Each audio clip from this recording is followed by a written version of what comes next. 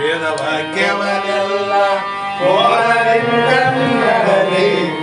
ಓದಿಸುವ ಜನರ ವೇದಾಮತಿ ಕೇಳಿಸಿರುವ ಸಾಧುನಿಜಗಳಿಗೆ ಮಡಿಯುವೆನೋ ಸಾಧುನಿಜಗಳಿಗೆ ಮಡಿಯುವೆನೋ ನಿಜವನ್ನರಿಗಿಸುವ ಶ್ರೀ ನಿಜನುಡಿಯ ಗ್ರಂಥವನ್ನು ನಿಜವಾಗಿ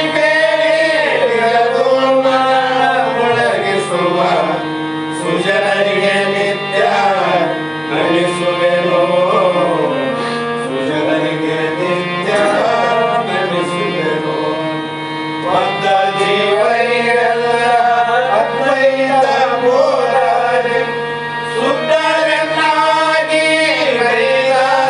ನಡೆಸಿದ್ದ ಸಿದ್ಧಾರೂಢರಿಗೆ ಮತನಂತೆ ಸಿದ್ಧಾರೂಢರಿಗೆ ಮತನಂತೆ ಬಾಳ ಬಲ ವೇದಾಂತಕ್ಕೆ ಸರಿ ಬಾಳ ಗರ್ಜನೆ ಕೇಳುವ ತನಕ ಬಾಳ ಮೂಗುಂದಲಿಪ್ಪರೆ ಶಾಸ್ತ್ರವೆಂಬುವ ನರಿಗಳು ಬಾಳ ಶಕ್ತಿಯ ಶಿವ ಗರ್ಜನೆ ಬಾಳ ಕೇಳಿದ ಬಳಿಕ ಕೂಗವು ಬಾಳ ಕೇಳಲು ಬೇಕು ವೇದ ಎಂಬ ಶಾಸ್ತ್ರವನ್ನು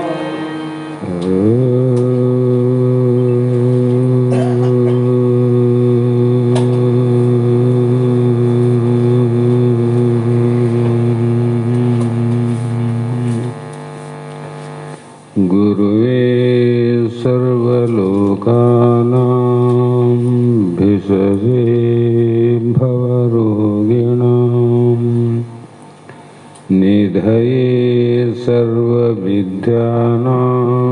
ದಕ್ಷಿಣಮೂರ್ತಯೇ ನಮಃ ಸಿದ್ಧ ಸದ್ಗುರುಪಾದಾಬ್ಜಂ ಜನನೀ ಜನಕಸ್ತತ ತತ್ವೋಪದೇಶಕರ್ತಾರಂ ನತ್ವಾ ಭುಕ್ತಿಪುರಸ್ಸರಂ ಅದ್ವೈತ ಸಾರ್ವಭೌಮ ಜಗದಾದಿ ಜಗದ್ಗುರು ಸಿದ್ಧಾರೂಢ ಮಹಾಸ್ವಾಮಿಗಳ ಶ್ರೀಪಾದ ಪದ್ಮಗಳಿಗೂ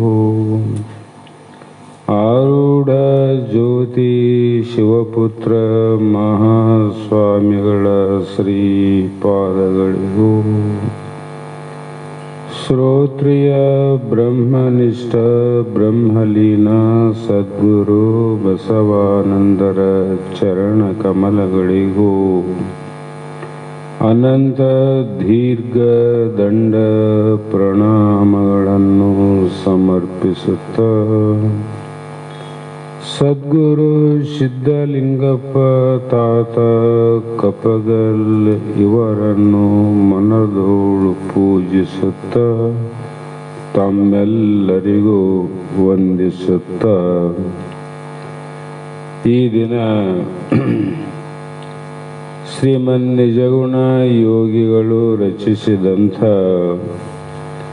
ಅನುಭವ ಸಾರ ಎನ್ನುವ ಗ್ರಂಥದ 7ನೇ ಸಂಧಿಯ 2ನೇ ಸೂತ್ರದ 3ನೇ ನುಡಿ ಇಂದಿನ ಆಧಾರದ ವಿಷಯವಾಗಿದ್ದು, ಈ ಸೂತ್ರದಲ್ಲಿ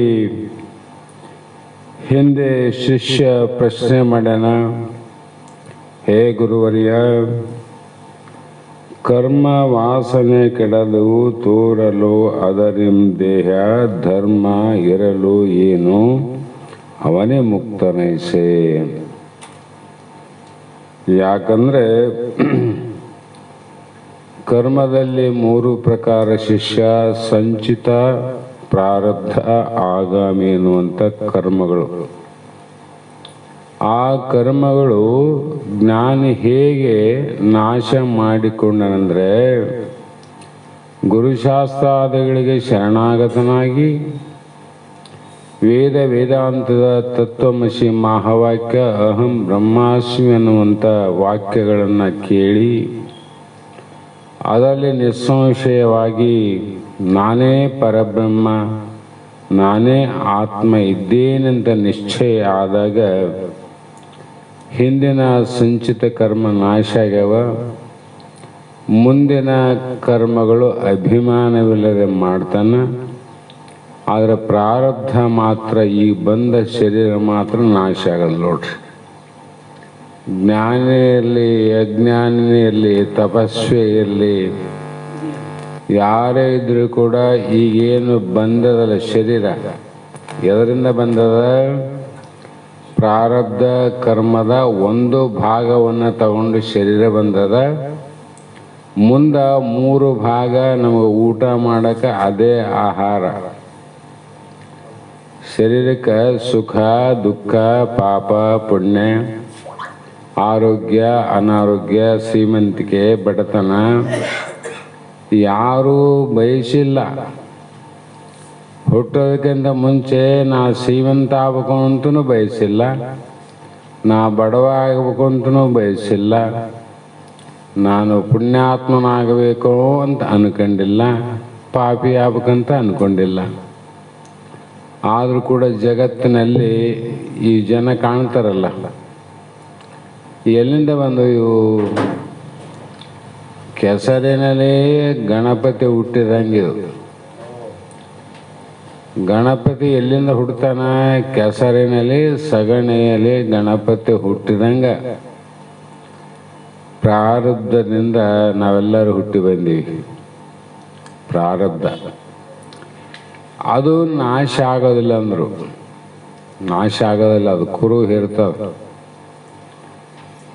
ಅದಕ್ಕೆ ಇಲ್ಲಿ ಸಂಚಿತ ಕರ್ಮ ಅಂದ್ರೆ ಏನು ಅಂದರೆ, ನಿನ್ನೆ ಹೇಳಿವಿ, ಹಿಂದೆ ಹುಟ್ಟೋದಕ್ಕಿಂತ ಹಿಂದೆ ಒಂದು ಜನ್ಮವನ್ನು ತೊಟ್ಟು ಬಂದವರೆಲ್ಲ ಸಾಕಷ್ಟು ಜನ್ಮಗಳನ್ನು 84 ಲಕ್ಷ ಯೋನಿಗಳಲ್ಲಿ ನಾವು ಹುಟ್ಟಿ ಆ ಹುಟ್ಟಿದ ಎಲ್ಲ ಜನ್ಮಗಳಲ್ಲಿ ನಾವು ಕರ್ಮ ಮಾಡ್ಕೊಂಡು ಬಂದೀವಿ. ಒಂದು ಪಾಪದನ ಮಾಡೀವಿ, ಒಂದು ಪುಣ್ಯದನ ಮಾಡೀವಿ, ಎರಡಕ್ಕೊಂದು ಆಗ್ಬೇಕಲ್ಲ. ಆದರೆ ನೇಮ ಅದ, ಪುಣ್ಯಾತ್ಮನಾದರೂ ಹುಟ್ಟಬೇಕು, ಪಾಪಿ ಆದರೂ ಹುಟ್ಟಬೇಕು. ಪುಣ್ಯಾತ್ಮ ಹುಟ್ಟಿಲ್ಲ ಅಂತೀವಲ್ಲ ನಾವು. ಏನು ಪುಣ್ಯ ಮಾಡ್ಯಾರಪ್ಪ ಹಿಂದಿನ ಜನ್ಮದಲ್ಲಿ ಅಂತ ಹೇಳ್ತೀವಲ್ಲ. ಅಂದರೆ ಪುಣ್ಯ ಮಾಡಿದವನು ಹುಟ್ಟಬೇಕು, ಪಾಪ ಮಾಡಿದವನು ಹುಟ್ಟಬೇಕು. ಮತ್ತು ಹುಟ್ಟಿದ ಮೇಲೆ ಈ ದೇಹ ಎಲ್ಲಿ ತನ ಇರ್ತದ? ಪುಣ್ಯಾತ್ಮಂದು ಎಲ್ಲಿ ತನ ಇರ್ತದ, ಪಾಪಿಗೆ ಎಲ್ಲಿವರೆಗೆ ಇರ್ತದಂದರೆ, ಪುಣ್ಯ ತೀರಿದ ಮರುಗಳಿಯವಳು ಎಣ್ಣೆ ತೀರಿದ ದೀಪದಂತೆ ತಣ್ಣಗಾಗಿ ಹೋಗುವುದಂದ್ರು. ಯಾವಾಗ ಪುಣ್ಯ ನಮ್ಮದು ತೀರ್ತದ ಆ ಸಮಯದಲ್ಲಿ ಬೆಳಗುವಂಥ ದೀಪಕ್ಕೆ ಎಣ್ಣೆ ಮುಗಿದ ತಕ್ಷಣ ಹೆಂಗ ತಣ್ಣಗಾಗಿ ಹೋಗ್ತದಿಲ್ಲ, ಆರಿ ಹೋಗ್ತದ.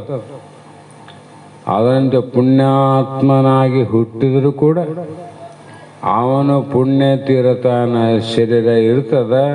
ಅವನು ಪುಣ್ಯ ಮುಗಿದ ಮೇಲೆ ದೀಪ ಹಾರಿದಂಗೆ ಈ ದೇಹ ನಾಶಕ್ಕೆ ಹೋಗ್ತದೆ. ಪಾಪ ಮಾಡಿದವ್ರದ್ದು ಹೆಂಗ್ರಿ? ಅವನದು ಅದೇ ಹಣೆಬರ. ಪುಣ್ಯ ಮಾಡಿದವನು ಇಷ್ಟ ಆದಂದ್ರೆ ಪಾಪಿಗಿನ ಹೆಚ್ಚಾಗ್ತದೆ ಆಯುಷ್ಯ. ಪಾಪಿಯ ಕರ್ಮ ಮುಗಿಯತನ ದೇಹ ಇರ್ತದೆ, ಅವನ ಪಾಪ ಮುಗಿದ ಮೇಲೆ ದೇಹ ಬಿದ್ದು ಹೋಗ್ತದೆ. ಹಾಗಾಗಿ ಅದು ಏನು ಮಾಡ್ತದ ಅಂದರೆ, ಸಂಚಿತ ಕರ್ಮ ಅನ್ನುವಂಥದ್ದು ಪ್ರತಿ ಜನ್ಮದಲ್ಲಿ ಬೆಳಕಾಂತ ಹೋಗ್ತದೆ. ನಿನ್ನೆ ಹೇಳಿ ನಾನು ಸವಿಸ್ತಾರವಾಗಿ ಹೆಂಗೆ ಬೆಳಿತದ್ರಿ ಅಂದರೆ, ಬಡ್ಡಿಗೆ ಬಡ್ಡಿ, ಚಕ್ರ ಬಡ್ಡಿ ಕಡಿಮೆ ಆಗ್ತದೋ ಬೆಳಿತದ? ಜಾಸ್ತಿ ಹಾಕ್ಯಂತ ಹೋಗ್ತದ. ನಿನ್ನ ಹಣೆ ಬರಕ್ಕೆ ಹಿಂದಿನ ಜನ್ಮದನ್ನೇ ಕರ್ಮ ಮಾಡಿದ್ದಿ, ಈಗನೂ ಕರ್ಮ ಮಾಡ್ತಿದ್ದಿ, ಮತ್ತು ಹಲವು ಜನ್ಮದಲ್ಲಿ ಕರ್ಮನೂ ಮಾಡಿದ್ದಿ, ಮತ್ತು ಹುಟ್ಟು ಸಾವು ಬ್ಯಾಡ ಅಂತಿದ್ದಿ. ಕರ್ಮ ಯಾರು ಉಣ್ತಾರ? ನೀವು ಮಾಡಿದ ಕರ್ಮ ನೀನು ಉಂಡ ತೀರಿಸ್ಬೇಕು. ಹಾಗಾಗಿ ಇದು ಭೋಗಿಸಿ ತೀರಿಸಬೇಕು. ಯಾವುದು ಸದ್ಯ ವರ್ತಮಾನದಲ್ಲಿ ಜ್ಞಾನಿಯಾಗಲಿ, ಜ್ಞಾನದೇ ಹೇಳಿದ ಮೇಲೆ ಅಜ್ಞಾನದ ಬಿಟ್ಬಿಡೋ, ಅವ್ರದ್ದೇನು ಸಂಬಂಧ ಇಲ್ಲ ನಮ್ಗೆ. ಜ್ಞಾನಿ ಜೀವನ್ಮುಕ್ತನಾದರೂ ಕೂಡ ಈ ದೇಹಕ್ಕೆ ಏನು ಬರೋವಾವ ಈ ಜನ್ಮದಲ್ಲಿ ಎಲ್ಲವನ್ನ ಬಂದ ಮೇಲೆ ಅವನ್ನೆಲ್ಲವನ್ನ ಉಂಡೆ ಹೋಗುವಿನ ಇನ್ನೊಬ್ಬರಿಗೆ ಕೊಟ್ಟು ಹೋಗಕ್ಕೆ ಬರಂಗಿಲ್ಲ. ಇಲ್ಲೇ ನಿನ್ನ ದೇಹಕ್ಕೆ ಬಂದಂಥ ರೋಗಗಳು ಇನ್ನೊಬ್ಬರಿಗೆ ಕೊಡಕ್ಕೆ ಬರಂಗಿಲ್ಲ, ಮತ್ತೊಬ್ಬರ ರೋಗವನ್ನು ತಗೊಳಕ್ಕೂ ಬರಂಗಿಲ್ಲ. ಮಾತಾಡಿಸಿ ಬರಕ್ಕೆ ಬರ್ತದೆ. ದವಾಖಾನೆಗ ಭಾಳ ಅನಾರೋಗ್ಯ ಆಗಿದೆ ಅಂದರೆ ಹೋಗಿ ಮಾತಾಡಿಸಿ ಬರ್ಬೋದು, ಹಣ್ಣು ಕೊಡ್ಬೋದು, ಬ್ರೆಡ್ ಕೊಡ್ಬೋದು, 4 ಮಾತಾಡಬಹುದು. ರೋಗ ತಗೊಳಕ್ಕೆ ಬರ್ತದೇನು? ಇಲ್ಲೇ ಮಾನವನ ರೋಗ ಪ್ರತ್ಯಕ್ಷ ಕಂಡ್ರು ನಾವು ತೊಗೊಳಕ್ಕೆ ಬರಂಗಿಲ್ಲ, ನಮ್ಮ ರೋಗ ಅವ್ರಿಗೆ ಕೊಡಕ್ಕೆ ಬರಂಗಿಲ್ಲ. ರೊಕ್ಕ ಕೊಡ್ಬೋದು, ಬ್ರೆಡ್ ಬಿಸ್ಕಿಟ್ ಕೊಡ್ಬೋದು, ತಗೊಳಕ್ಕೆ ಕೊಡಕ್ಕೆ ಬರಂಗಿಲ್ಲ. ಅಂದಮೇಲೆ ನೀನು ಮಾಡಿದ ಅನಂತ ಜನ್ಮದ ಪಾಪ ಪುಣ್ಯ ಕೊಡಕ್ಕೆ ಬರ್ತದ? ಯಾರಿಗೆ ಕೊಡ್ತಿದ್ದಿ? ಯಾರಿಗೆ ಕೊಟ್ಟೋಗೋ ನೀನು? ಯಾರಿಗೂ ಕೊಡೋಕೆ ಬರೋದಿಲ್ಲ ಅಂದ್ರೆ ಏನು ಮಾಡಬೇಕು? ನೀ ಮಾಡಿದ ಸಾಲವನ್ನು ನೀನೇ ತೀರಿಸ್ಬೇಕು. ನೀ ಮಾಡಿದ್ದು ನೀನೇ ತೀರಿಸ್ಬೇಕು. ಉಳಿದ ಅನಿತ್ಯವಾದದ್ದು ಎಲ್ಲವನ್ನು ಕೊಡೋಕೆ ಬರ್ತದೆ. ಆಸ್ತಿ, ಸಂಪತ್ತು, ಹೊಲ, ಮನೆ, ಕಾರು, ಮೋಟರು, ಬಂಗಲೆ ಎಲ್ಲವನ್ನ ಕೊಡಕ್ಕೆ ಬರ್ತದ. ಕೊಡದಿದ್ರು ಅವ್ರು ಬಿಡಂಗಿಲ್ಲ. ಕೊಡದಿದ್ರೆ ಅವ್ರು ಬಿಡ್ತಾರೆ? ಏನು ಹುಟ್ಟಿದವರು ಏನಲ್ಲೇ ಮಗನೇ ಏನು ಸುದ್ದಿ ಅಂತಾರೆ. ಅದು ಯಾವಾಗ ಅಂದರೆ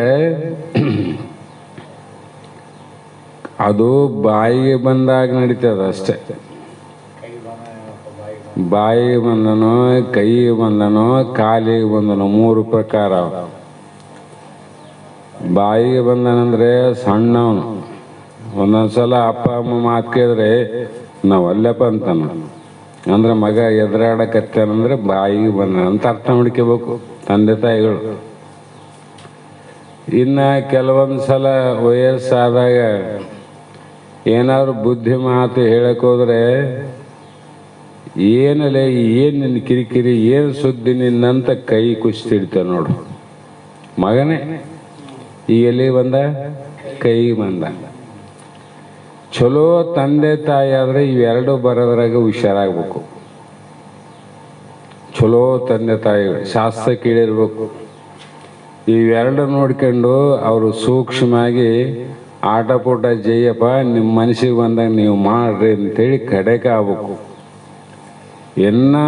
ಅದಂಗ ಆಗ್ತದ ಅಂಥೇಳಿ ಬಾಯಿ ಬಂದವನ್ನ ಕೈ ಬಂದವನ್ನ ಹಿಡ್ಕೊಂಡು ಮತ್ತಿನ್ನೆಷ್ಟು ಹೇಳಕ್ ಹೋದ್ರೆ ಕಾಲಿಗೆ ಬಂದನಂತ ಅರ್ಥ. ಓದಿದ್ದಿ ನೋಡು ಮಗನೇ ಅಂತ. ಈ ಜಗತ್ತನ್ನು ನೋಡಲ್ಲಿ ಅನುಭವ ಅದ. ನಾನು ಯಾಕೆ ಹೇಳಕತ್ತೀನಿ ಈ ಮಾತಂದ್ರೆ, ಸಂಸಾರವನ್ನು ಎಷ್ಟು ನಂಬಿವಲ್ಲ ನಾವು, ಎಷ್ಟು ಗಟ್ಟಿಗೆ ಹಿಡ್ಕೊಂಡಿವಲ್ಲ. ಇದು ಹೇಗಿದೆ ಅಂದ್ರೆ ಕುಟಿಲ ಪ್ರಪಂಚ. ಬರೀ ಕುಟಿಲತ್ವ, ಒಬ್ಬರ ಮೇಲೆ ಒಬ್ಬರು ಪ್ರೇಮ ಮಾಡ್ದಂಗ, ಒಬ್ಬರ ಮೇಲೆ ಒಬ್ಬರು ಸ್ನೇಹ ಮಾಡ್ದಂಗ, ಒಬ್ಬರ ಮೇಲೆ ಒಬ್ಬರು ಪ್ರಾಣಕ್ಕೆ ಪ್ರಾಣ ಅಂದಂಗ. ಇವೆಲ್ಲವೂ ಯಾವ ಸಮಯದಿಂದ ಗೊತ್ತಾಗ್ತದಂದ್ರೆ ಉತ್ತರ ಭೂಪನ ಸಮಯ ಬಂತಲ್ಲ. ರಥವನ್ನ ಓಡಿಸಲಿ ಕೃಷ್ಣನೇ ಕುಂತಂತ, ರಥದ ಕುಂತಂತ ಉತ್ತರ ಭೂಪ ಕೃಷ್ಣ ಸಾರಥಿ ದೂರದಲ್ಲಿರುವಂಥ ಸೈನ್ಯವನ್ನು ನೋಡಿ ನಾ ಬದುಕೋದಿಲ್ಲ ಅಂಥೇಳಿ ರಥದಿಂದ ಇಳಿದು ಓಡಿ ಹೋಗ್ಲಿಕ್ಕತ್ತಿದ್ ನೋಡು. ರಣರಂಗದ ನಿಂತು ಯುದ್ಧ ಮಾಡಬೇಕಿಲ್ಲ, ಸಾಧ್ಯನ ಆಗೋದಿಲ್ಲ ಅಂಥದ್ದು. ಅದು ಗೆದಿಬಹುದು, ಇದು ಗೆದಕ್ಕೆ ಭಾಳ ಕಷ್ಟ. ಹಾಗಾಗಿ ಜ್ಞಾನಿಗಳು ಏನು ಮಾಡಿದ್ರು ಅಂದರೆ,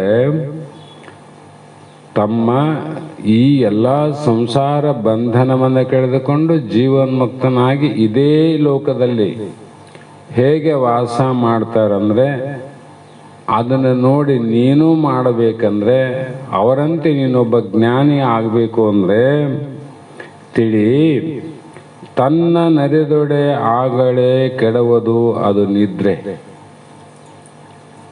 ನಿದ್ರೆ ಎಳೆದಲ್ಲಿ ಕನಸಿನೋಳು ಜನಿಸಿ ತೋರಿದಂ ಅಮಳವೆಲ್ಲ ನಷ್ಟವ ಪಾಂಗು ಅಂದರು. ಇದು ಹೇಗೆಂದರೆ, ನಿದ್ರೆ ಅಳಿದಲ್ಲಿ, ನಿದ್ರೆ ನಾಶವಾದಲ್ಲಿ. ನಿದ್ರೆ ಯಾವಾಗ ಮಾಡ್ತೇವೆ ನಾವು? ಎದ್ದಾಗ ನಿದ್ದೆ ಮಾಡಂಗಿಲ್ಲ, ಜಾಗ್ರದಲ್ಲಿ ನಿದ್ದೆ ಮಾಡಕ್ಕೆ ಬರಂಗಿಲ್ಲ, ನಿದ್ದೆಯಲ್ಲಿ ಜಾಗ್ರ ಇರಂಗಿಲ್ಲ. ಅಂದ್ರೇನು?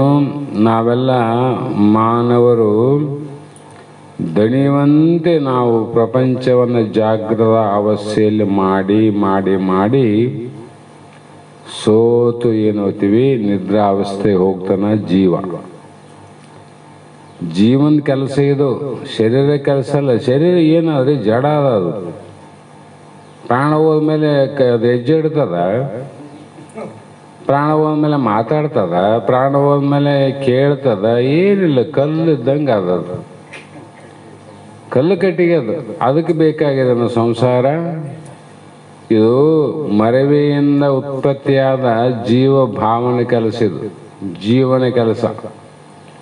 ದೇಹ ಸಾಧನ ಮಾಡಿಕೊಂಡು ಜಾತ್ರೆ ತಿರುಗಾಡ್ದಂಗೆ ಆ ಬಜಾರ್ ಈ ಬಜಾರ್ ಆ ಬಜಾರ್ ಅಂಥೇಳಿ ಈ ಜಾಗ್ರಾವಸ್ಥೆಯಲ್ಲಿ ಶಬ್ದದ ಬಜಾರ, ಸ್ಪರ್ಶದ ಬಜಾರ, ರೂಪ ಬಜಾರ, ರಸಗಂಧಾದಿ ಬಜಾರಗಳನ್ನು ದಾಟಿ ಆ ಬಜಾರಗಳನ್ನು ನುಡಿಕ್ಯಾಂತ ನಿಂತು ಆಕರ್ಷಣೆ ಆದಾಗ ಅಲ್ಲೇ ನಿಂತು ಬಿಟ್ಟ ಮಗ ಅವನು. ಎದಕ್ಕೆ ಬಂದನ? ಜಾತ್ರೆ ನೋಡಿ ಹೋಗಮಂತ ಬಂದನ ಅವನು. ಆ ಜಾತ್ರೆಯಲ್ಲಿ ಇರುವಂಥ ಸಾಮಾನುಗಳನ್ನು ನೋಡಿ ಅವನು ಆಶ್ಚರ್ಯ ಆಗಿಬಿಟ್ಟ, ಮೊರಳಾದ, ಅಲ್ಲೇ ನಿಂತು ಬಿಟ್ಟ ಅವನು. ಅದಕ್ಕೊಂದು ದೃಷ್ಟಾಂತ ಹೇಳ್ತೀನಿ ನಿಮಗೆ, ಹೇಳಿನಿ ಬಹಳ ಸಲ, ನೆನ್ಪಿಡ್ರಿ. ಒಂದು ಊರಲ್ಲಿ ಒಬ್ಬ ರಾಜ ಇದ್ದ.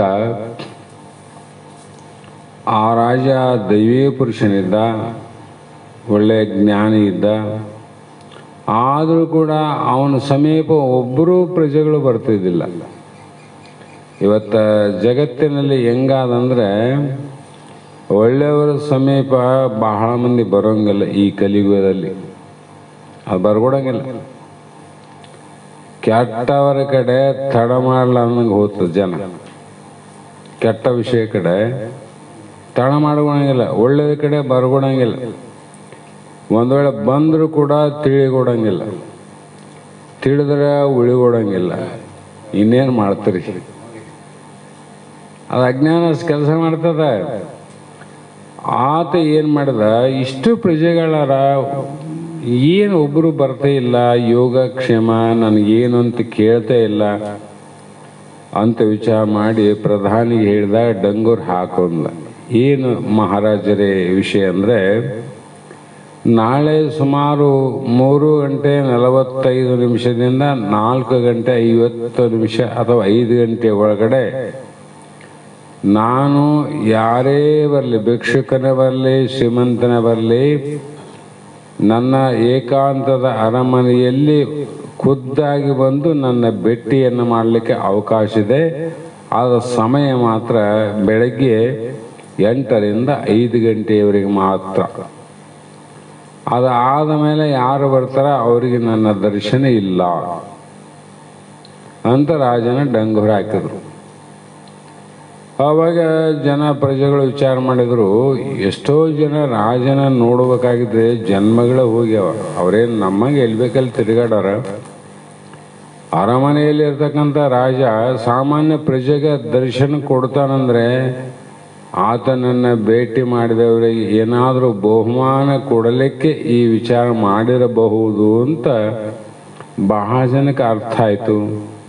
ಅವರು ವಿಚಾರ ಮಾಡಿದ್ರು, ನಾಳೆ 8 ಗಂಟೆ ಒಳಗಡೆ ನಾವು ಹೋಗಿ ಎಲ್ಲ ಕೆಲಸವನ್ನು ಬಿಟ್ಟು ರಾಜನ ದರ್ಶನ ಮಾಡ್ಕೊಂಡೇ ಬರಬೇಕು, ಭೇಟಿ ಆಗ್ಬೇಕು ಅಂತ ಸಂಕಲ್ಪ ಮಾಡಿ ಮಕ್ಕಂಡ್ರೆ ಎಲ್ಲರೂ. ನಿದ್ದೆ ಆಯಿತು, ಮತ್ತು ಎಚ್ಚರ ಆಗ್ಬೇಕಲ್ಲ. ಯಾವಾಗ ಎಚ್ಚರ ಆಗ್ತದ? ನಿದ್ದೆ ನಾಶ ಆದಮೇಲೆ ಎಚ್ಚರ ಆಗ್ತದೆ. ನಿದ್ರೆ ಹೋದ್ಮೇಲೆ ಎಚ್ಚರ ಆಗೋದು. ಹಗಲಾದ್ರೂ ನೋಡ್ರಿ, ರಾತ್ರಿ ಆದ್ರೂ ನೋಡ್ರಿ. ಹಗಲತ್ತು ಮಕ್ಕಂಡಿರ್ತೀವಿ, ನಿದ್ದೆ ಹೋದ್ಮೇಲೆ ಎಚ್ಚರ ಆಗ್ತೀವಿಲ್ಲ. ಅದ್ರಂಗೆ ಜನ ಈ ವಿಚಾರ ಕೇಳಿ ಅರಮನೆಯ ಸುಮಾರು ದೊಡ್ಡ ಮೈದಾನದಲ್ಲಿ ಬಂದವರಿಗೆ ಹೋದಂಥ ಎಲ್ಲರಿಗೂ ಕೂಡ ಯಾವುದೇ ಕೊರತೆ ಆಗಬಾರದು ಅಂತ ರಾಜ ಏನು ಮಾಡಿದ, ಜಾತ್ರೆಯಲ್ಲಿ ಟೆಂಟ್ ಹಾಕ್ತಾರಲ್ಲ, ಬಳೆ ಬಜಾರ ಬೇರೆ, ಮಿಠಾಯಿ ಬಜಾರ ಬೇರೆ, ಮಕ್ಕಳ ಆಟದ ಬಜಾರ ಬೇರೆ, ಕೆಲವು ಸಾಮಾನುಗಳು ಮಾಡುವ ಬಜಾರ ಬೇರೆ, ಹೀಗೆ ದೊಡ್ಡ ದೊಡ್ಡ ಬಜಾರ್ಗಳು ಬಂದ್ಬಿಟ್ಟು ನಾಳೆ ಇಷ್ಟು ಜನ ರಾಜನ ದರ್ಶನಕ್ಕೆ ಬರ್ತಾರೆ, ಅದೆಲ್ಲರೂ ನೋಡಿ ಆನಂದ ಪಡಲಿ ಅಂತ ರಾಜನ ಈ ವ್ಯವಸ್ಥೆ ಮಾಡಿಸಿದ್ದ. ಒಂದು ಕಡೆ ಸಂಗೀತಗಾರರಿದ್ದರು, ಒಂದು ಕಡೆ ಬೇಲಾಟದ ಆಡೋರಿದ್ದರು, ನಾನಾ ರೀತಿ ಅಲ್ಲಿ ವೈಭವ. ಆವಾಗ ಪ್ರಜೆಗಳು ಹೋದರು.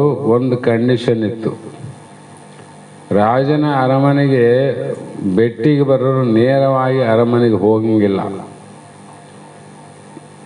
ಎಲ್ಲ ಸಾಮಾನುಗಳ ಬಜಾರ್ಗಳನ್ನು ಹಿಂಗೆ ನೋಡ್ಕೊಂತ ಬಂದು ಅರಮನೆಗೆ ಹೋಗ್ಬೇಕು. ದಾರಿನ ಹಂಗೆ ಮಾಡಿದ್ರು ಅವರು, ನೇರವಾಗಿ ಹೋಗಂಗಿಲ್ಲ, ಅವ್ನು ನೋಡ್ಕೊಂತ ಹೋಗ್ಬೇಕು.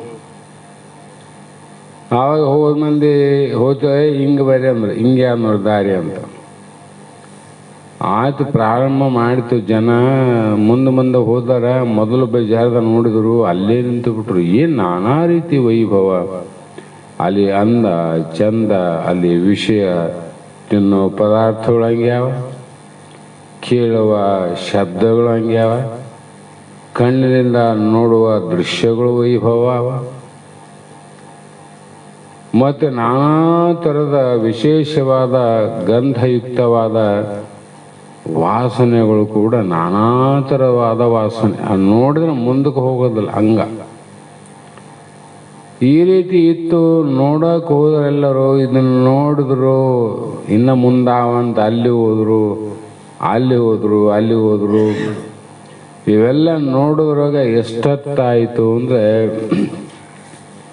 5 ಗಂಟೆ ಮೇಲೆ ಆಗ್ಲಿಕ್ಕೆ ಬಂತು. ರಾಜ ಅನ್ಕೊಂಡಿದ್ದ, ಇವತ್ತು ನನಗೆ ನೀರಿಲ್ಲ, ಅನ್ನ ಇಲ್ಲ. ಬಂದಂಥ ಪ್ರಜೆಗಳು 100 ಮಂದಿ ಬರ್ತಾರೆ, 1000 ಮಂದಿ. ಎಲ್ಲರಿಗೆ ದರ್ಶನ ಕೊಡಬೇಕು, ಅವರ ಯೋಗಕ್ಷೇಮ ಕೇಳಿ ಅವರಿಗೆ ಬೇಕಾದಂಥ ಉಡುಗೊರೆಯನ್ನು ಕೊಡಬೇಕಂತ ತಯಾರಾಗಿ ಕುಂತನ. ನಿಟ್ಟ ಹಚ್ಚಾರ ಎಲ್ಲ ಸಾಮಾನುಗಳು. ಆದ್ರೆ ಒಬ್ಬರು 5 ಗಂಟೆ ಆದರೂ ಒಬ್ಬರು ಬರೋಲ್ಲ ಒಳಗೆ ಹೋಗೋದಾಗಲಿಲ್ಲ ಅವ್ರಿಗೆ. ಬಂದದ್ದೆಲ್ಲಿಗೆ ಅಂತಃಪುರದ ಅರಮನೆಯ ಒಳಗಿರುವಂಥ ರಾಜನ ಭೇಟಿ ಆಗ್ಬೇಕಂತ ಬಂದಾರ. ಆದರೆ ದಾರಿಯಲ್ಲಿ ಇರುವಂಥ ಸಾಮಾನುಗಳನ್ನು ನೋಡಿ ಇಲ್ಲೇ ಮೊರಳಾಗಿದ್ದ ಜನ. ಇವ್ರು ನೋಡಿದ್ರಾಗ ಮೈ ಮರೆತು ಆಮೇಲೆ ನಾವು ರಾಜನ ಭೇಟಿ ಆಗ್ಬೇಕಂತ ಬರ್ತಾರ. ಬಾಗಿಲೇ ಬಂದಾಗ್ಯದ. ಏನು ಮಾಡಿದ್ರು ಮತ್ತೆ ವಾಪಸ್ ಹೋದಲ್ಲ. ಅದೇ ಪ್ರಕಾರವಾಗಿ ಈ ಅರಮನೆಯಲ್ಲಿ ಇರುವಂಥ ಪರಮಾತ್ಮ ನಮ್ಮ ದೇಹ ನಿನ್ನೆ ಹೇಳಿರಲ್ಲ, ಎಲ್ಲಿ ಆನ ಪರಮಾತ್ಮ ಎಲ್ಲಿ ಆನೋ ಬಲ್ಲಂತಹ ಮಹಾತ್ಮರ ಬದಿಯಲ್ಲಿ ಆನ. ನಿನ್ನಲ್ಲಿ ಪರಮಾತ್ಮ, ನಮ್ಮಲ್ಲಿ ಆನ. ಅಣುರೇಣು ತೃಣಕಾಷ್ಠ ಅಂತ ಬರೆದ್ಬಿಟ್ರೆ ಅವರು ಪ್ರಮಾಣ. ಇರುವೆಯಿಂದ 84 ಲಕ್ಷ ಜೀವರಾಶಿಗಳು, ಪರಲೋಕದಿಂದ ವೈಕುಂಠಾದಿ ಬ್ರಹ್ಮ ವಿಷ್ಣು ರುದ್ರಾದಿ ಮೊದಲಾದ ದೇಹಗಳಲ್ಲಿಯೂ ಅದು ಏಕರೂಪವಾಗಿರುವಂಥದ್ದೇ ಏಕಂ ಏವಂ ಅದ್ವೈತಂ ಪರಬ್ರಹ್ಮ. ಆದರೆ ಈ ಜೀವಾತ್ಮ ಏನು ಮಾಡಿದ, ಈ ಜಾಗ್ರಾವಸ್ಥೆಗೆ ಬಂದಾಗ ಈ ಬಜಾರ್ ನೋಡಕ್ಕೆ ಶುರು ಮಾಡಿದೆವು. ಶಬ್ದ ಸ್ಪರ್ಶ ರೂಪ ರಸಗಂಧ ಇಷ್ಟ್ರಾಗ ತಿರುಗಾಡದ ಒತ್ತ ಮುನಿಗಿತ್ತು. ನಿದ್ದೆ ಎತ್ತಿ ಬಿಡಿದ್ ನಾವು. ನಿದ್ದೆ ಎತ್ತಿಲ್ಲ. ಆ ನಿದ್ದೆ ಹಿಡಿದು ಜಾಗರಕ್ಕೆ ಬಂದ. ಮತ್ತೆ ನಿದ್ದೆ ಮಾಡಿದ್ಮೇಲೆ ಎಲ್ಲಿ ಬರ್ತೇವೆ ನಾವು? ಜಾಗರಕ್ಕೆ ಬರ್ಬೇಕು. ಜಾಗರದಿಂದ ಎಲ್ಲಿಗೆ ಹೋಗ್ತೀವಿ? ನಿದ್ರೆಗೆ ಹೋಗೋದು. ಇದು ಒಂದು ರೈಲ್ವೆ ದಾರಿ ಇದ್ದಂಗೆ. ನೇರವಾಗಿ ಟ್ರ್ಯಾಕ್ ಮೇಲೆ ಹೋಗ್ತದ ಟ್ರೈನು, ಅಲ್ಲಿಂದ ಬರ್ತದೆ. ಹಾಗೆ ಬಂದೊಡನೆ ಇವ್ರಿಗೇನಾಯ್ತು, ಜೀವನಿಗೆ ಸ್ವಪ್ನ ಪ್ರಪಂಚ ಶುರುವಾಗ್ತದೆ. ಜಾಗ್ರ ಪ್ರಪಂಚದಲ್ಲಿ ಜೀವಾತ್ಮನಿಗೆ ವಸ್ತುಗಳಿರ್ತಾವ, ತಿನ್ನಕ ಪದಾರ್ಥ ಇರ್ತಾವ, ಕೇಳಕ ಶಬ್ದ ಸಿಗ್ತಾವ. ಈಗ ಸಿಕ್ಕವಿಲ್ಲ ಶಬ್ದ ನಿಮಗೆ, ಯಾಕದು ಜಾಗ್ರಲ್ಲ. ನಿದ್ರಾವಸ್ಥೆಯಲ್ಲಿ ಪ್ರಪಂಚ ಮಾಡ್ತಾನ. ಯಾರ ಜೊತೆ ಅಂದರೆ ವಸ್ತುಗಳಿಲ್ಲ, ವಸ್ತುವಿನ ವಾಸನೆ ನೋಡೇನು, ಬರೀ ವಾಸನೆ. ಅಲ್ಲಿ ಹೆಂಡಿಲ್ಲ, ಮಕ್ಕಳಿಲ್ಲ, ಶ್ರೀಮಂತಿಲ್ಲ, ಬಡತನಿಲ್ಲ. ಅವು ಶ್ರೀಮಂತ ಆದಂಗಾಯ್ತು, ಶ್ರೀಮಂತ ಹೋಗಿ ಬಡವ ಆದಂಗಾಯ್ತು, ಹೆಂಡ್ರಿಗೆ ಏನನ್ನ ಆದಂಗಾಯ್ತು. ಇವೆಲ್ಲ ಹೋಗ್ಯವಲ್ಲ. ಅಲ್ಲಿ ನಾರೇನವರು ಇಲ್ಲ, ಅದು ಆಗಿ ನಿಜವಾದ ಘಟನೆ ಅಲ್ಲ. ಆದ್ರೆ ವಾಸನೆಯಿಂದ ನಿನಗೆ ದುಃಖ ಕೊಡ್ತಾವವು. ಹೀಗೆ ಸಂಚಿತ ಕರ್ಮವಾದರೂ ತನ್ನ ಸ್ವರೂಪ ಜ್ಞಾನವಾದೊಡನೆ ತಿಳಿ ತನ್ನ ನೆರೆದೊಡೆ ಆಗಲೇ ಕೆಡುವುದು. ಎಲ್ಲವೂ ಏಕಕಾಲದಲ್ಲಿ ವೃತ್ತಿ ಆಗ್ತದೆ ನೋಡು.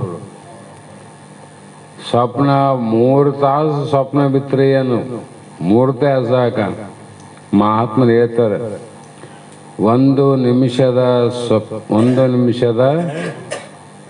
ಕನಸು 100 ವರ್ಷದ ನೆನಸು. ಬರೇ 1 ನಿಮಿಷ ನಮ್ಮ ಕನಸು ಬಿತ್ತಂದ್ರೆ 100 ವರ್ಷದ ಸಂಸಾರ ಮಾಡಿ ಯಜಮಾನ ಆಗಿ ಹೋಗೇ ಬಿಡ್ತಾನ ಅವನು. 1 ನಿಮಿಷದಾಗ ಇಷ್ಟು ತಾಕತ್ತ 100 ವರ್ಷದ ಎಲ್ಲ ಕಾರ್ಯ ಮಾಡಿ ಮುಗ್ತದ. ಅಲ್ಲೇನು ಆದೇನು ಇಲ್ಲ. ಹೆಂಗ ತಕ್ಷಣ ಎಲ್ಲ ನಾಶ ಆಯ್ತಿಲ್ಲ, ನಿನಗೆ ನಾಶ ಆಗೋಯ್ತು ಏನಾದ.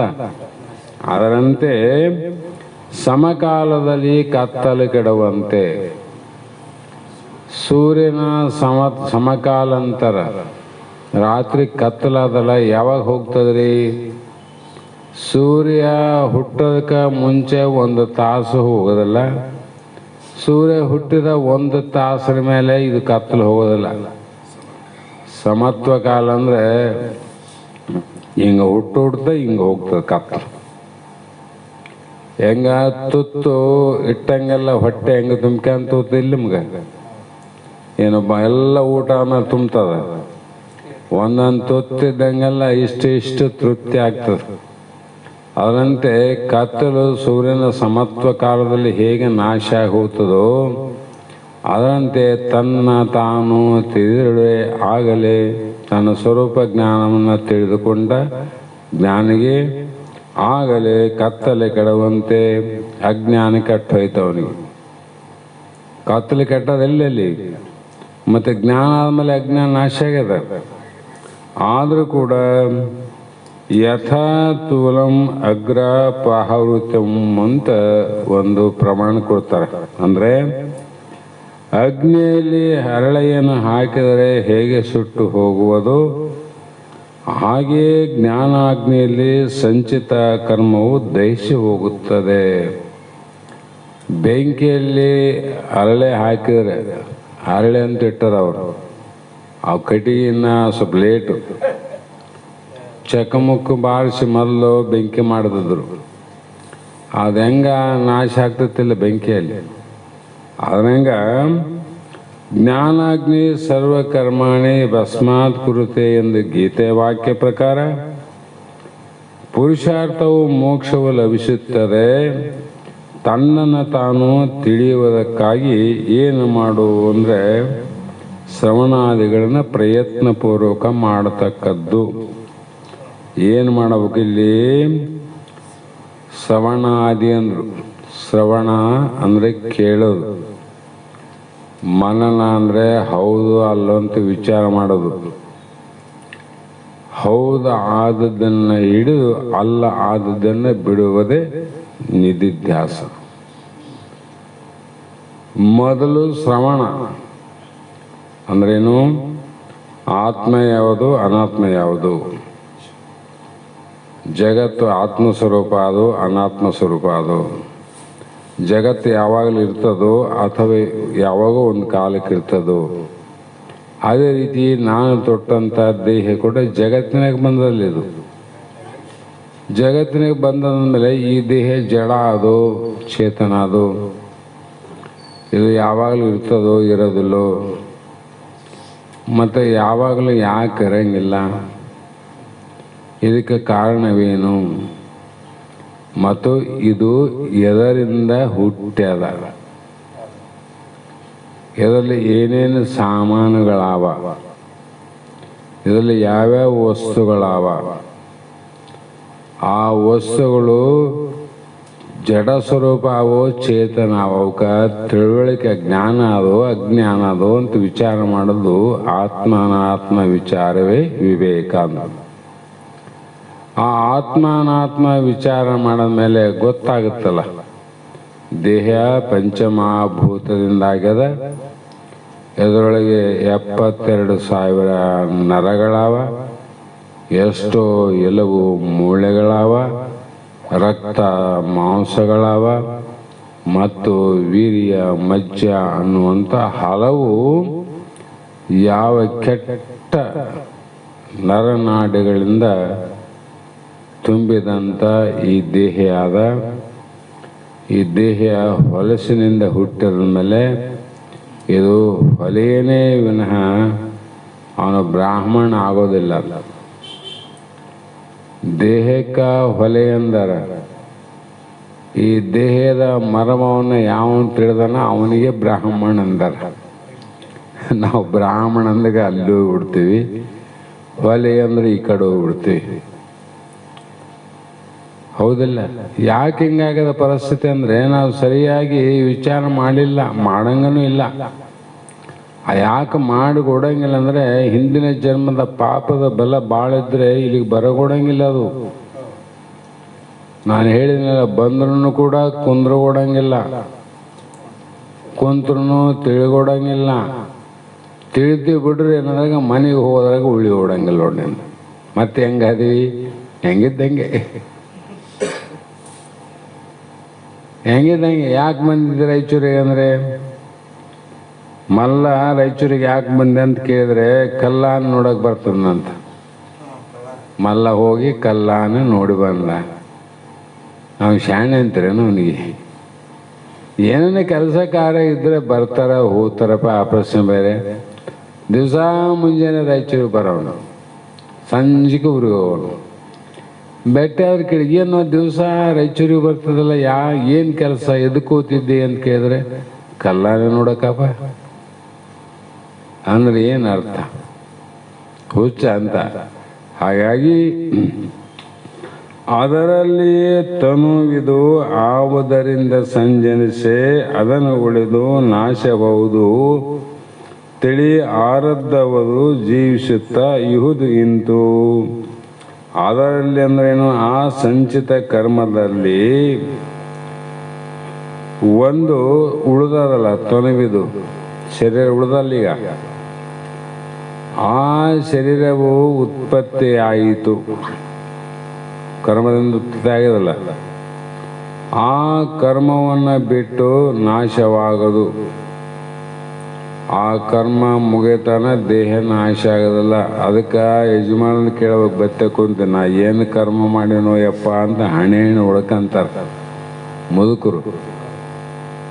ಏನು ಕರ್ಮ ಮಾಡಿದ್ರು ಬೇಕಾದಷ್ಟು ವ್ಯವಸ್ಥೆ ಇರ್ತದ ಪಾಪ. ಎಲ್ಲರೂ ಕನಿಷ್ಠ ಇರಂಗಿಲ್ಲ. ಕೆಲವು ಮಂದಿ ತೊಟ್ಟಿಲದಲ್ಲಿ ತೂಗಂಥ ಮಕ್ಕಳು ಸೊಸೆಂದ್ರು ಆರಾಮ. ಕೆಲವು ತೊಟ್ಟಿಲದಲ್ಲಿ ಕಟ್ಟಿದವ್ರನ್ನ ಕೆಡುವಂಥ ಸೊಸೆ ಮಕ್ಕಳನ್ನ ಆರಾಮ. ತೊಟ್ಟಿಲಾಗ ಹಾಕಿ ತೂಗನು ತೂಗ್ತಾರೆ, ಇಲ್ಲ ತೊಟ್ಟಿಲ ಮುರಿದು ದಪ್ಪನ ಕೆಳವು ಕೆಡುತ್ತಾರೆ. ಮತ್ತೆ ಗಂಡು ಮಕ್ಕಳು ಬಂದು ಏನು ನಮ್ಮಪ್ಪಗೆ ಏನಾಯ್ತು ಅಂತ ಕೇಳಿದ್ರೆ ತೊಟ್ಲ ಮುರಿದು ಬಿತ್ತರಿ ಹಿಂಗಾಗ್ಯ ನೋಡಿ ಅಂತ ಹೇಳ್ತಾರೆ. ಕೆಡಿದವ್ರು ಅವರೇ, ಕೆಡಿದವರು ತಾವು ಹೇಳಕ್ಕೆ ಬೇಕಲ್ಲ. ಮತ್ತು ಕೆಲವು ಮಂದಿ ತೊಟ್ಲಾಗ ಹಾಕಿ ತೂಗ್ತಾರೆ ನೋಡು. ಯಾಕೆ ಹಿಂಗೆ ಆಗ್ತದಂದರೆ, ನಿನ್ನ ಪುಣ್ಯ ಇತ್ತು ತಮ್ಮಂದರೆ ಕೆಳಗೆ ಮಲಗಿದವನ್ನ ತೊಟ್ಟಿಲಲ್ಲಿ ಹಾಕಿ ತೂಗ ಮಳೆಯಲ್ಲಿ ತೂಗ್ತಾರ. ನಿನ್ನ ಪುಣ್ಯ ಇತ್ತು ಅಂದ್ರೆ, ನಿನ್ನ ಪುಣ್ಯ ಇಲ್ಲ ಅಂದರೆ ತೊಟ್ಟಿಲ್ದಾಗ ಕುಂತವನ್ನ ತೂಗ ಮಳೆಯಲ್ಲಿ ಕುಂತವನ್ನ ಜಾಡಿಸಿ ಒದ್ದು ಕೆಡು ನೋಡ್ತಾರೆ ನೋಡು. ನೀ ಅಂತ ಕಂಡೆ ನನ್ನ ಮಕ್ಕಳು ಸೊಸೆ ನೋಡಿದ್ರಪ್ಪ, ನನ್ನ ಮಕ್ಕಳು ಸೊಸೆನ ಹಿಂಗೆ ಮಾಡಿದ್ರಪ್ಪ, ಹುಚ್ಚ ನೀ ಶಾಸ್ತ್ರ ಕೇಳಿಲ್ಲ, ಅವರೇನು ಮಾಡ್ಯಾರ, ನಿನ್ನ ಪ್ರಾರ್ಧ ಕರ್ಮ ಇಂದ ಮಾಡಿದ್ದಿ, ನೀನು ಮಂದಿ ಮಾಡಿದ್ದಿ, ಮತ್ತು ಅದನ್ನು ಈಗ ಅನುಭವಿಸು, ನೀನು ಅನುಭವಿಸ್ಬೇಕಿಲ್ಲ. ಇದನ್ನು ತಿಳ್ಕೊಂಡವನು ಪ್ರಪಂಚದಲ್ಲಿ ಜ್ಞಾನ ಮಾರ್ಗಕ್ಕೆ ಹೋಗುವಾಗ ಹಿಂದಿನ ಜನ್ಮದ್ದು ಬರ್ತಿರ್ತಾವ. ಬಂದಾಗ ಏನು ನೋಡಪ್ಪ, ನನಗೆ ಅವ್ರಿಲ್ದಂಗಾಯ್ತು, ಇವ್ರಿಲ್ದಂಗಾಯ್ತು, ಅವ್ರು ಬಂದರು, ಇವ್ರು ಬರಲಿಲ್ಲ, ಅವ್ರು ನೋಡಿದ್ರು, ಇವ್ರು ನೋಡಲಿಲ್ಲ ಅಂತಕ್ಕಂಥ ಭಾವ ಇರಂಗಿಲ್ಲ ಜ್ಞಾನಿಗೆ. ನಾನು ಹಿಂದಿನ ಜನ್ಮದಾಗ ಮಾಡೀನಿ, ಅದು ನನಗೀಗ ಆಗ್ತದೆ, ಅನುಭವಿಸಮಂತ ಅನುಭವಿಸಿ ಆನಂದದಿಂದ ಇದ್ದಲ್ಲೇ ದೊರಕಲೇನು ಅದರೊಡು ಸಂತೃಪ್ತಿ. ಯಾರ ಮೇಲೆ ಆರೋಪ ಮಾಡಂಗಿಲ್ಲ, ಪ್ರತ್ಯಾರೋಪ ಮಾಡಂಗಿಲ್ಲ. ಏನು ಬಂದು ಬೀಳ್ತದ ಅದರಲ್ಲೇ ತೃಪ್ತಿ ಸಂತೋಷವನ್ನು ಹೊಂದಿ ಈ ಜೀವ ಕಾಯವನ್ನು ಬಿಡ್ತಾರೆ ಅವರು. ಮತ್ತು ಅವ್ರು ಹುಟ್ಟಕ್ಕೆ ಯಾಕೆ ಹುಡ್ತಾರೆ? ಸಂಚಿತ ಸುಟ್ಟು ಹೋಗ್ಯದ, ಆಗಾಮಿಕ ಅಭಿಮಾನ ಇಲ್ಲ, ಈ ಜನ್ಮದ್ದು ಉಂಡು ಮುಗಿಸ್ಯಾನ. ಮತ್ತು ಹುಟ್ಟಕ್ಕೆ ಬೀಜ ಬೇಕೋ ಇಲ್ಲ? ಬೀಜನಿಲ್ಲ ಅವನಿಗೆ. ಹಾಗಾಗಿ ಶಿಷ್ಯನೇ ಕೇಳು, ಮೊದಲು ಹೇಳಿ ಅದು ದೃಷ್ಟಾಂತ ಹೇಳಿದ ತಿಳಿದು ಹೆಂಗ ನಾಶ ಆಗ್ತದಂದ್ರೆ, ಒಬ್ಬ ರೈತ ಇದ್ದ, ಒಂದು ಬಹಳ ಕಂಡಗ 2 ಕಂಡಗ ಜೋಳ ಬೆಳಿತಿದ್ರು. ದೊಡ್ಡ ರಾಶಿ ಆಯಿತು. ಆಮೇಲೆ ಆ ಸಪ್ಪೆಯನ್ನು ಒಂದು ಹೊಲದಲ್ಲಿ ಸಮೀಪ ಬಣಿವೆ ಹಾಕ್ತಿದ್ರು. ನಿಮಗೆಲ್ಲ ಗೊತ್ತು. ಈಗ ಮುಂದೆ ಕಾಲದಲ್ಲಿ ಯಾರಿಗೂ ಸಿಗೋದಿಲ್ಲ ಬಣಿವೆ ಅಂದ್ರೆ ಏನು. ಅವೆಲ್ಲೇ ಬರೀ ನೆಲ್ಲ ಬಂದ್ಬಿಟ್ಟವ, ಹತ್ತಿ ಬಂದ್ಬಿಟ್ಟವ, ಸಪ್ಪೆ ಹೊಡೆದು ಎರಿತಾರತ್ತೆ ಸಿಗೋದ. ಈಗ ಬರೀ ಆ ಕಡೆ ಹೋದ್ರೆ, ಆಂಧ್ರ ಕಡೆ ಹೋದ್ರೆ ಹುಲ್ಲಿನ ಬಣಿವೆ ಸಿಗ್ತಾವ. ಆ ಸಪ್ಪೆವಲ್ಲ, ಬರೀ ಕವಳೆ ಬೆಳಿತಾರೆ. ಮತ್ತು ಆಗ ಅವ್ರೇನು ಮಾಡ್ತಿದ್ರು, ಮನೆಯಲ್ಲಿ ದೊಡ್ಡ ವರ್ತನ, 4-8 ದನಗಳು. ಆವಾಗ ಆ ಬಣಿವೆಯಲ್ಲಿ ಏನು ಮಾಡಿದ್ರು ಅಂದರೆ, ಒಂದು ಕಡಲೆ ತುಂಬಿದ ಚೀಲವನ್ನು ಇಟ್ಟಿದ್ರು. ಎಲ್ಲಿ? ಹೊಟ್ಟಿನ ಬಣಿವೆಯಲ್ಲಿ ಕಡಲೆ ತುಂಬಿದ ಚೀಲ. ಅಕಸ್ಮಾತು ಬಣಿವಿಗೆ ಬೆಂಕಿ ಎತ್ತು ನೋಡ, ಬಣಿವಿಗೆ ಬೆಂಕಿ ಎತ್ತು. ಅವರು ಬಹಳ ಲಘು ಬಗೆಯಿಂದ ತೆಗೆದ್ರು. ಯಾವುದು? ಕಡಲೆ ಕಾಳು ಚೀಲ. ಅದ್ರಾಗ ಎಷ್ಟೋ ಕಡಲೆ ಕಾಳು ಏನಾಯ್ತು, ಸುಟ್ಟು ಕರಕಲಾಗಿ ಹೋಗಿದ್ದು. ಎಷ್ಟೋ ಸುಟ್ಟು ಹೋಗ್ಯಾವ. ಕೆಲವು ಕಾಳುಗಳು ಸುಡಲಾರದ ಹಂಗೆ ಇದ್ದು ಚೀಲಗಳು. ಆ ಅರ್ಧ ಬೆಂದ ಕಾಳುಗಳು ಮುಂದೆ ಬಿತ್ತಲಿಕ್ಕಂತೂ ಬರಂಗಿಲ್ಲ, ಅರ್ಧ ಮಳೆ ಸುಟ್ಟೂ ಬರಂಗಿಲ್ಲ. ಯಾಕಂದ್ರೆ ಅವುಗಳಲ್ಲಿ ಉತ್ಪತ್ತಿಯ ಶಕ್ತಿ ನಾಶ ಆಗ್ಯದ, ಮೂಗ ಇಲ್ಲ ಅವಕ್ಕ. ಅವುಗಳು ಎದಕ್ಕೆ ಉಪಯೋಗ ಅವ? ತಿನ್ನಲಿಕ್ಕೆ ಉಪಯೋಗ ಇಲ್ಲ. ಕಡಲೆಕಾಳು ಸುಡುಗಣ್ಣು ತಿಂತಾರೆ, ಮತ್ತು ತಾನೇ ಸುಟ್ಟಾಗ ಬಿಡ್ತಾರೆ ಮಂದಿ. ಕರಕಲಾದವಂತೂ ಹೋಗಿಬಿಟ್ಟು ತಿನ್ನಕ್ಕೂ ಬರಂಗಿಲ್ಲ, ಬಿತ್ತಕ್ಕೂ ಬರಂಗಿಲ್ಲ. ಅವು ಹಸಿ ಬಿಸಿ ಬಂದವು, ತಿನ್ಲಿಕ್ಕೆ ಬರ್ತಾವ. ಹೀಗೆ ಈ ದೃಷ್ಟಾಂತದಂತೆ ಈ ಸಂಚಿತ ಕರ್ಮಗಳಲ್ಲಿ ಯಾವ ಕರ್ಮದಿಂದ ಈ ಶರೀರ ಉತ್ಪನ್ನ ಆಗ್ಯದ, ಆ ಕರ್ಮವು ದೇಶದ ಉಳಿಯಿತು. ಹಂಗೆ ಉಳಿತು ನೋಡಪ್ಪ, ಸುಟ್ಟಿಲ್ಲ ಅದು. ಉಳಿದ ಎಲ್ಲ ಸಂಚಿತ ಕರ್ಮಗಳು ಜ್ಞಾನದಿಂದ ಸುಟ್ಟು ಹೋಗ್ಯಾವ. ಬಣಿಮೀನು ಸುಟ್ಟು ಹೋಗ್ಯದ, ಸಪ್ಪೆನೂ ಸುಟ್ಟು ಹೋಗ್ಯದ, ಕಡಲೆ ಚೀಲನೂ ಸುಟ್ಟು ಹೋಗ್ಯದ, ಚೀಲಾಗ ಅರ್ಧ ಕಾಳನ್ನು ಸುಟ್ಟು ಹೋಗ್ಯಾವ. ಅವೇನು ಮುಂದೆ ಹುಡ್ತಾವೇನು? ಮುಗಿತದ.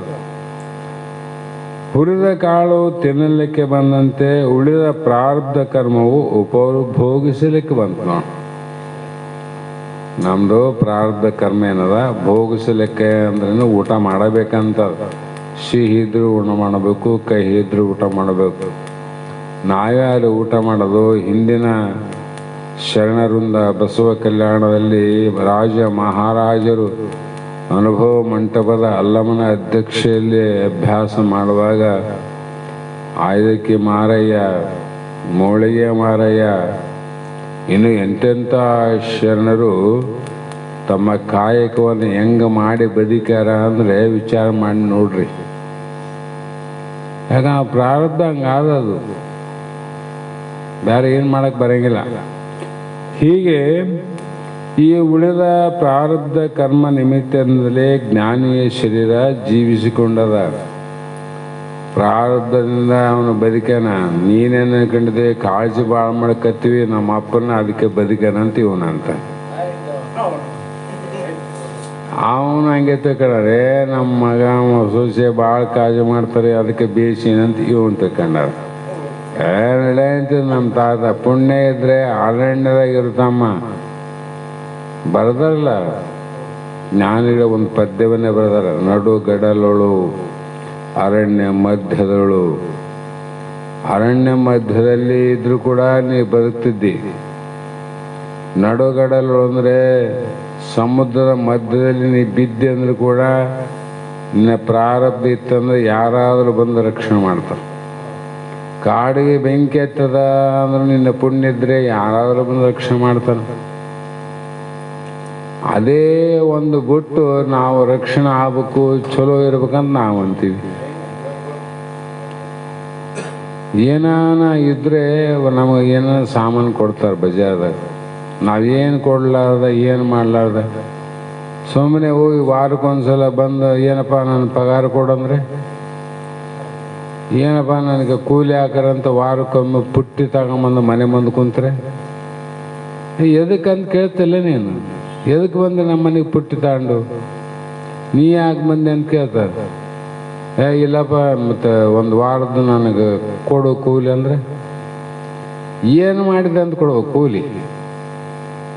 ನೀ ಏನನ ಮಾಡಿದರೆ ನೀ ಕೇಳಕ್ಕೆ ಬಂದದ್ದು ಯೋಗ್ಯ ಅದ, ಇವನು ಕೊಡಬೇಕಾಗದ.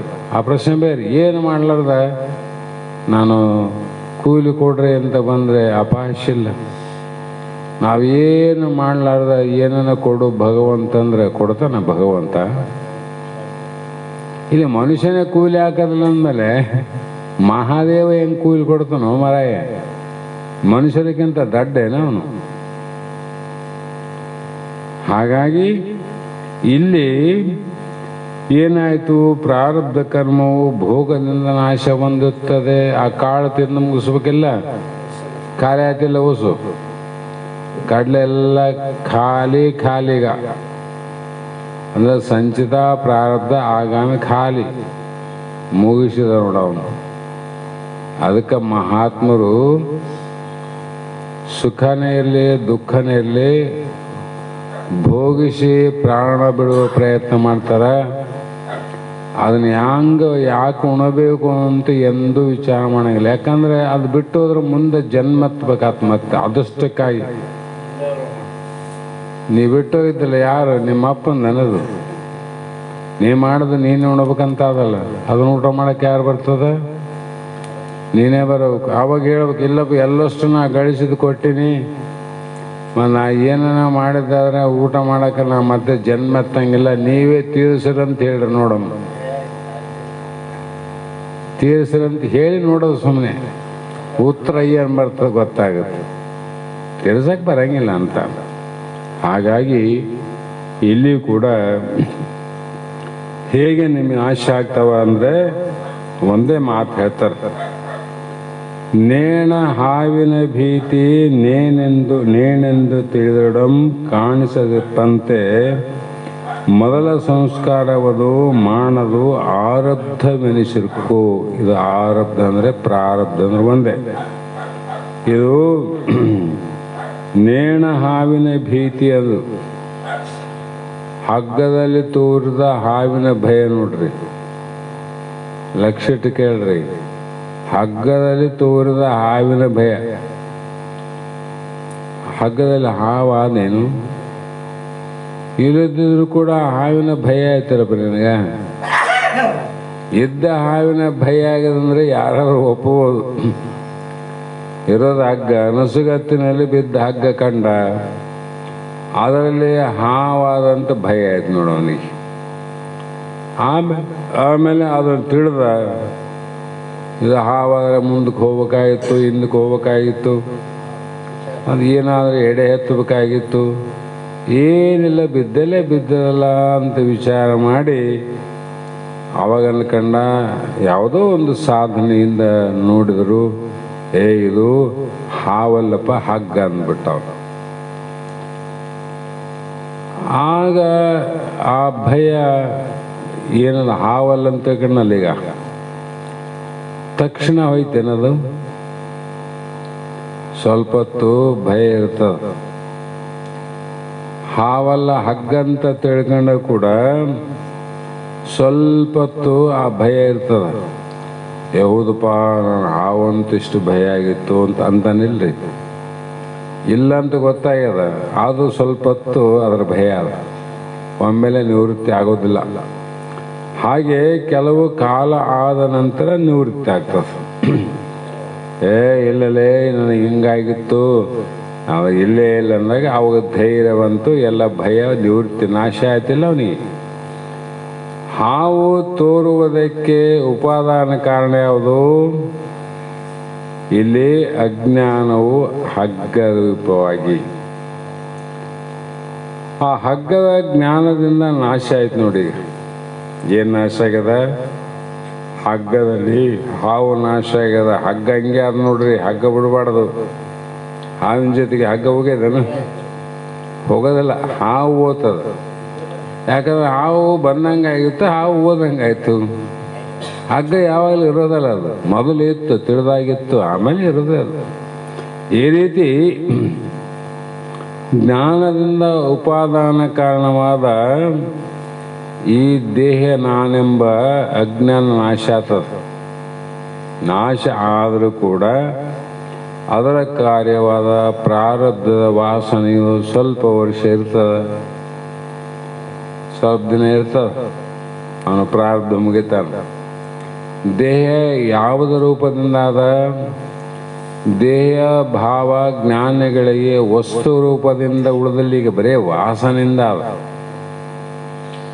ವಾಸನೆ ವಸ್ತು ಇದ್ರೆ ಅದನ್ನ ಉಪಯೋಗ ಮಾಡಕ್ ಬರ್ತದ, ಫಲ ಕೊಡ್ತದ. ಕರ್ಪೂರ ವಾಸನೆ ಅದ, ಅದಕ್ಕೆ ದೀಪ ಹಚ್ಚಿ ಬೆಳಗಕ್ಕೆ ಬರ್ತದೇನು? ಕರ್ಪೂರ ಬೆಳಗಕ್ಕೆ ಬರ್ತದ, ಅದೇ ಕರ್ಪೂರದ ವಾಸನೆ ಅದ, ಬೆಳಗಕ್ಕೆ ಬರಂಗಿಲ್ಲ. ಯಾಕಂದ್ರೆ ಅದ್ರ ನಾಶ ಆಗದ, ಬರೇ ವಾಸನೆ ಉಳ್ಕೊಂಡದ. ಅದಕ್ಕೆ ಜ್ಞಾನಿಗಳು ದೇಹ ವಾಸನೆ ನಾಶ ಆಗಿ ಏನಾಗ್ತದ ಅಂದ್ರೆ ಪ್ರಾರಬ್ಧ ಕರ್ಮ ಇರುವ ಪರ್ಯಂತರ ಜೀವಿಸಿಕೊಂಡಿರುತ್ತಾನೆ. ಅವನ ಅನ್ನ ನೀರಿನ ಮೇಲೆ ಬದುಕಿಲ್ಲ ಜ್ಞಾನಿ, ಪ್ರಾರಬ್ಧದಿಂದ ಬದುಕನ್ನು ನೋಡ್ರಿ. ನಾವು ತಗೊಂಡು ಅನ್ನ ನೀರಿನಿಂದ ಬದುಕ್ತಂದ. ಅನ್ನ ನೀರಿನಿಂದ ಬದುಕಿದ್ರೆ 12 ವರ್ಷ ನೀರು ಕುಡಿಲಾರ್ದ ಊಟ ಮಾಡಲಾರ್ದ ತಪಸ್ಸು ಮಾಡಲ್ಲ. ಮತ್ತೆ ಅನ್ನದಿಂದನೇ ನೀರಿನಿಂದ ಬದುಕ್ತಂತ ಅರ್ಥ ಮಾಡ್ತಾರೋ? ಇಲ್ಲದಿದ್ರು ಬದುಕ್ತದ, ಇಲ್ಲದಿದ್ರು ಬದುಕ್ತದ, ಸಾಯಂಗಿಲ್ಲ. ಅದು ದಪ್ಪ ಆಗಬೇಡ, ಸಣ್ಣಾಗನೇ ಇರ್ತದೆ ಜೀವ ದೇಹ. ಹಾಗಾಗಿ ಇಲ್ಲಿ ಮಹಾತ್ಮರು ಜ್ಞಾನ ಸತ್ಯಕದಲ್ಲಿ ಒಂದು ಮಾತು ಹೇಳಬೇಕು, ಹೇಳಿನಿ. ಹಾವು ತನ್ನ ಬಿಟ್ಟ ಪೊರೆಯಿಂದ ಕೊರಳ ಸುತ್ತಿ ಕಚ್ಚುವ ಸಾಮರ್ಥ್ಯವನ್ನು ಕಳೆದುಕೊಂಡಿದೆ ಅಂತ. ಅದರ ಅರ್ಥ ಏನು? ಹಾವಿನ ಮೇಲೆ ಪೊರೆ ಅಂತ ಬರ್ತಾವಲ್ಲ, ಪೊರೆ ಬಿಟ್ಟಾಗ ಆ ಪೊರೆ ನೋಡಿದ್ರೆ ಗೊತ್ತಾಗ್ತದ ಹಾವು ಎಷ್ಟು ಉದ್ದ ಇತ್ತು, ಎಷ್ಟು ದಪ್ಪ ಇತ್ತು, ಹೆಡೆ ಹೆಂಗಿತ್ತು, ಯಾವ ಜಾತಿ ಅಂತನೂ ಕಂಡುಹಿಡ್ತಾರೆ. ಅದು ಬಿಟ್ಟು ಹಾವು ಹೋಗ್ಬಿಟ್ಟದ. ಹಾವು ಯಾರನ್ನ ಕಡಿದ್ರೆ ಸಾಯ್ತಾರೋ ಇಲ್ಲೋ, ಸತ್ತ ಹೋಗ್ತಾರ, ವಿಷ ಇರ್ತದ, ಬದುಕದೇ ಕಷ್ಟ.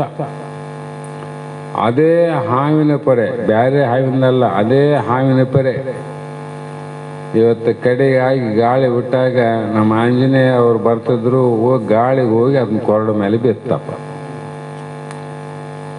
ಬಿದ್ದು ಅದೇನಾಯ್ತು, ಮುಖ ತುಂಬ ಎಡೆ ಎಲ್ಲ ಈ ಕಡೆ ಅಂತಿತ್ತು. ಅದ್ರ ಮುಖಕ್ಕೆ ಕಡ್ದ ಏನದ, ಕಡ್ದಲ್ಲ. ಮತ್ತು ಹಾವಿಂದ ಅಲ್ಲೇನದು ಪರೆ?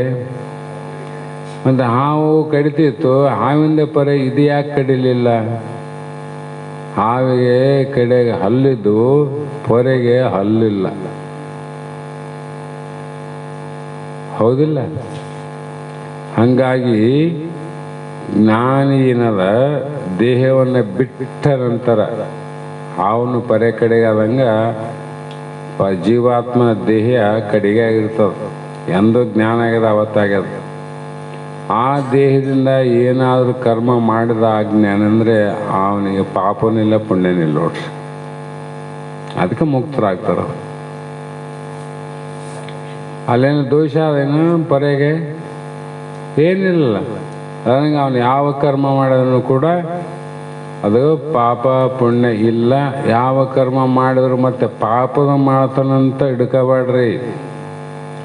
ಅವನು ಇದೆಲ್ಲ ಬಿಟ್ಟೆ ವಿರುದ್ಧ ಕರ್ಮವನ್ನಲ್ಲದಿರು ಪುಣ್ಯವನ್ನೇ ಮಾಡು ಅಂತ ಇಲ್ಲಿದ್ದ ಹೋಗಿ ಅವನು ನಾನೆಂದು ವಿಚಾರ ಸುವಿಷಮ ಸಂಸಾರ ಅಂದಾನ. ಅಲ್ಲಿಗೆ ಹೋದವನು ಮತ್ತೆ ಇಲ್ಲಿ ಸಣ್ಣ ಕೆಲಸ ಮಾಡಂಗಿಲ್ಲ. ಅವನು ಜೀವಂತವಾಗಿರುವಾಗ ತಾನು ಶರೀರದಿಂದ, ವಾಣಿಯಿಂದ, ಮನಸ್ಸಿನಿಂದ ಲೋಕಕ್ಕಾಗಿ, ಏನು ಸಮಾಜಕ್ಕಾಗಿ, ತನ್ನ ನಂಬಿದ ಶಿಷ್ಯವರ್ಗಕ್ಕಾಗಿ ಏನು ಒಳ್ಳೆಯದು ಮಾಡ್ತಾನ ಅದು ಕೂಡ ಅಭಿಮಾನ ಅವನಿಗೆ ಇರಂಗಿಲ್ಲ. ಅದಕ್ಕಾಗಿ ಅವನೇನು ಮಾಡ್ತಾನ? ಮುಕ್ತ ಆತನಿಲ್ಲ. ಹೀಗೆ ಹಿಂದಿನ ಕರ್ಮಗಳು ಸಮಯ ಆಯಿತು, ನಾಳೆ ದಿನ ಮತ್ತೆ ವಿಚಾರ ಮಾಡೋಣ ಅನ್ನುವಂಥ ಮಾತನ್ನು ಹೇಳ್ತಾ ಇವತ್ತಿನ ಶಾಸ್ತ್ರದ ವಾಕ್ ಪುಷ್ಪಗಳನ್ನು ಮಂಗಲ ಆದ ನಂತರ ಗುರುಪಾದಕ್ಕೆ ಸಮರ್ಪಿಸಿ ಧನ್ಯರಾಗೋಣ ಅನ್ನುವ ಮಾತನ್ನು ಹೇಳ್ತಾ ಮಂಗಲವನ್ನು ಪ್ರಾರಂಭ ಮಾಡಿರಿ. ಮಂಗಲಂ ಶಿವಪುತ್ರ ಶಿವಯೋಗಿ ಮಹಾರಾಜ ಯೋಗಿ ತುಂಗಮೈ ಮಾರುಡ ಗುರುವಾಗಿ. ಮಂಗಲಂ ಶಿವಪುತ್ರ ಶಿವಯೋಗಿ ಮಹಾರಾಜ ಯೋಗಿ ತುಂಗಮೈ ಮಾರುಡ ಗುರುವಾಗಿ. ಅಂಗಲಿಂಗವೇ ಆಯ್ತು ನಿನ್ನಯ ಸಂಘದಿಂದಲೇ ಸೇವೆಗೈದು ಭಂಗವಾಯಿತು ಎನ್ನ ಮೋಹವು ಮಂಗಲಾಯಿತು ಎನ್ನ ಮನವು. ಮಂಗಲಂ ಶಿವಪುತ್ರ ಶಿವಯೋಗಿ ಮಹಾರಾಜ ಯೋಗಿ ತುಂಗಮೈ ಮಾರುಡ ಗುರುವಾಗಿ. ನೀನು ಜನಿಸಿದೆ ಗರಗಪುರದೊಳಗೆ ಮಾತಾಯಿಯೊಳಗೆ ತನ್ನ ತಿಳಿಯುವ ಆಶೆ ಮನದೊಳಗೆ. ನೀನು ಜನಸಿದಿ ಗರಗಪುರದೊಳಗೆ ಮಾತಾಯಿ ಒಳಗೆ ತನ್ನ ತಿಳಿಯುವ ಆಶ ಮನದೊಳಗೆ. ಮನದ ಮೈಲಿಗೆ ಕಳೆದು ಹೋಗಲು ನಾನು ಎನ್ನುವ ಅರ್ಥವರಿಯಲು ಬನು ತೆರದಿ ಮಳೆವ ಸದ್ಗುರು ಸಿದ್ಧ ಗುರುವಿನ ಪಾದ ಪಿಡಿದೆ. ಮಂಗಲಂ ಶಿವಪುತ್ರ ಶಿವಯೋಗಿ ಮಹಾರಾಜ ಯೋಗಿ ತುಂಗಮೈ ಮಾರುಡ ಗುರುವಾಗಿ.